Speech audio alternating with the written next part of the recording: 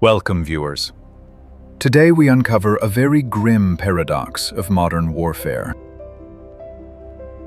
10 years ago, thousands of brave young men rushed to save their falling nation from pure terror. They bled and fought bitterly in the ruins, crushing the darkest enemy ever known. But when the smoke cleared, these victorious militias refused to drop their heavy, deadly weapons. Instead, they became a massive state within a state, totally hijacking their government. The year is 2014. The regular Iraqi army faces total, absolute ruin. Billions of dollars in American training and weapons vanish into thin air overnight. A wave of black flags sweeps across the desert, swallowing entire cities without mercy. Panic grips the capital as the darkest terror group known to man marches toward Baghdad. Soldiers drop their rifles, stripping off their uniforms, fleeing for their lives into the dust. The fragile democracy teeters on the edge of a horrifying, bloody collapse. At this desperate hour, the supreme religious leader issues a historic, urgent fatwa. From the Grand Mosque, a powerful voice calls upon every able man to defend the nation. The response is immediate. Tens of thousands of young men pour directly into the streets. Armed with old, rusted rifles and unyielding faith, they form the Popular Mobilization Forces. This massive, chaotic alliance of militias becomes the last shield for a dying republic. Wearing mixed civilian clothes and green headbands, they march bravely toward the raging fire. They are not professional soldiers, but their fierce devotion makes them absolutely fearless. The PMF steps into the bloody void left by the fleeing, defeated national military. Old trucks are hastily welded with heavy machine guns, driving straight into the war zone. The battlefield is brutal. They face suicide bombers and heavily armored suicide vehicles. In the dusty trenches, these young volunteers fight to halt the rapid terrorist advance. Every street corner becomes a deadly trap, yet they push forward with incredible courage. They suffer horrific losses, but their sacrifice effectively stops the enemy offensive. Baghdad is saved from falling, but the cost in human lives is incredibly, deeply tragic. This desperate victory plants the seeds for a dangerous, unstoppable military power. Who truly controls these armed men? Is it the weak government or a higher religious calling? The lines between state authority and militia power begin to blur in the thick desert smoke. By arming the citizens to fight terror, the government unknowingly opens a dark, new chapter. The monster at the gates is halted, but a new, deeply entrenched giant is born within. From 2015 to 2017, the PMF dives into the worst urban combat. They fight side by side with the remaining Iraqi forces and the global coalition. The battles for Tikrit, Fallujah, and Mosul turn into nightmarish, bloody meat grinders. Behind the scenes, a powerful neighbor quietly moves its pieces on the strategic board.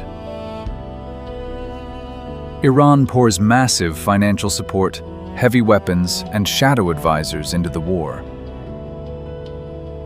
These elite foreign strategists operate from hidden bunkers, drawing lines on tactical maps.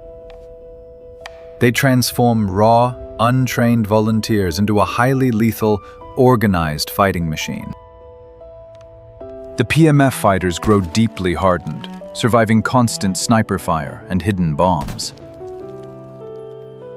Rubble-strewn streets are painted with the blood of both the insurgents and the brave militiamen. They crawl through shattered concrete, clearing out enemy strongholds room by terrifying room. Modern artillery and Iranian rockets rain down heavily upon the terrorist positions.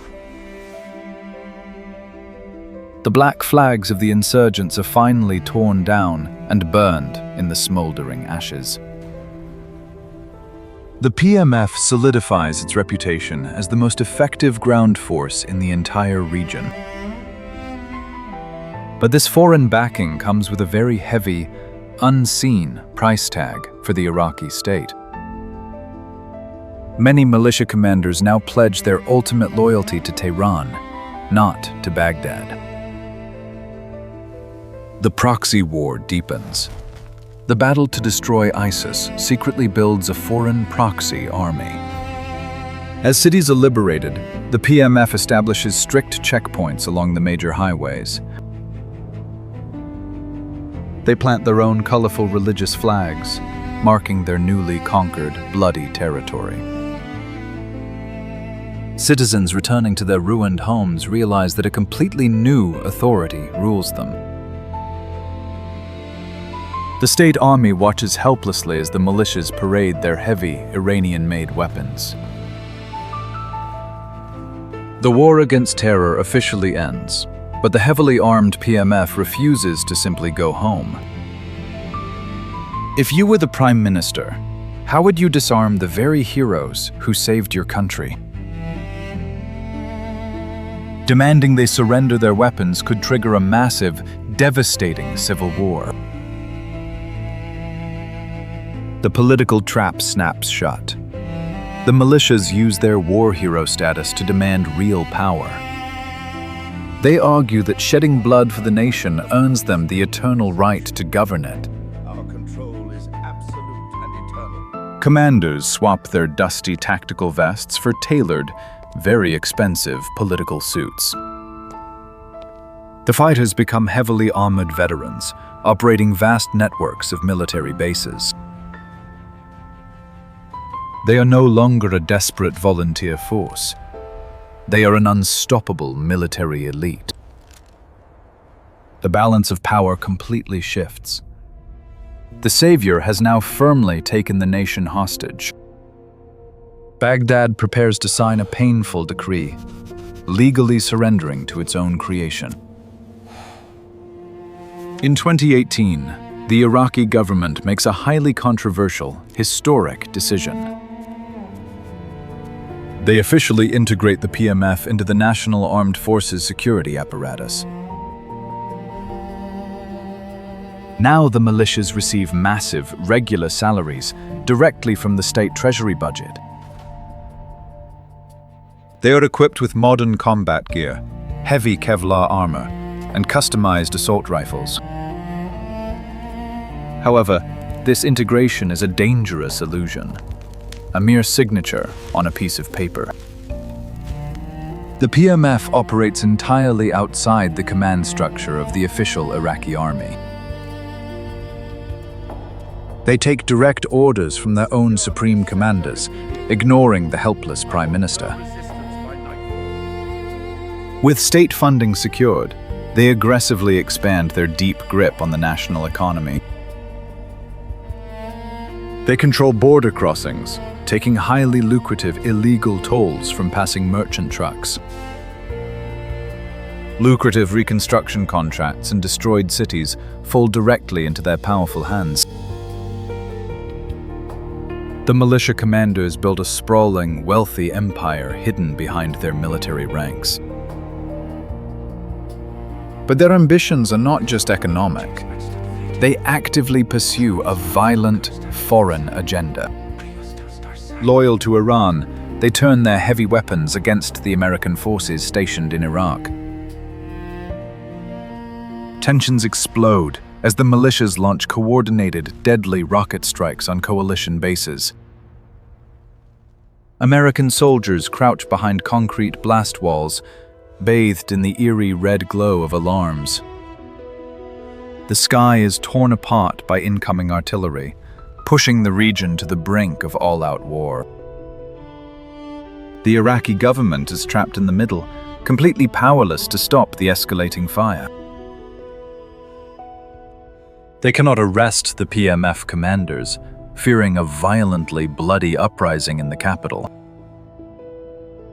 The state has completely lost the monopoly on the legitimate use of military force.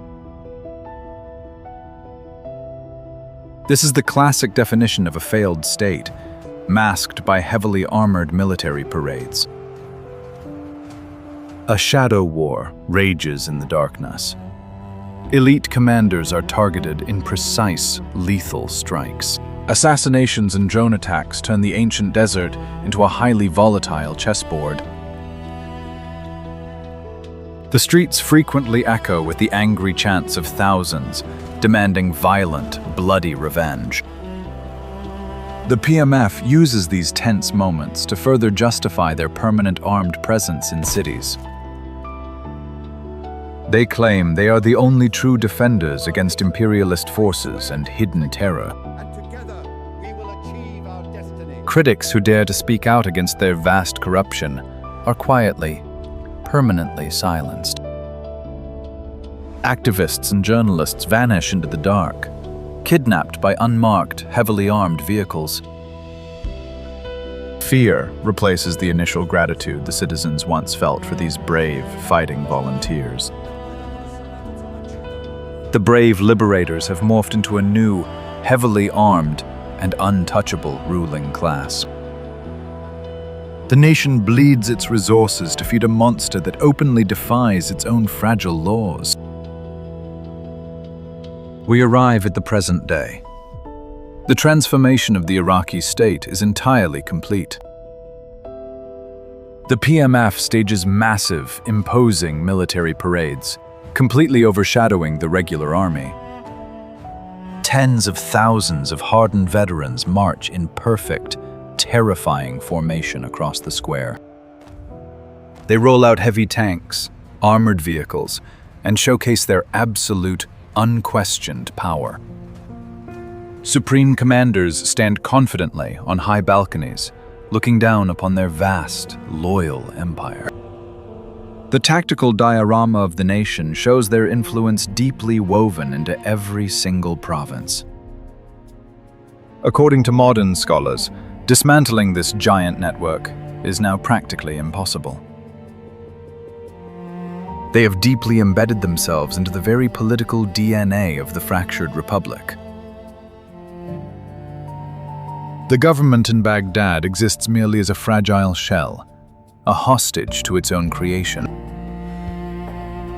To fight one dark enemy, they summoned a Leviathan that devoured the nation from within. The political trap is perfectly set, leaving the Prime Minister completely isolated. The armed militias now boldly control the vital borders and major economic hubs. The official national military remains a hollow, severely underfunded shell.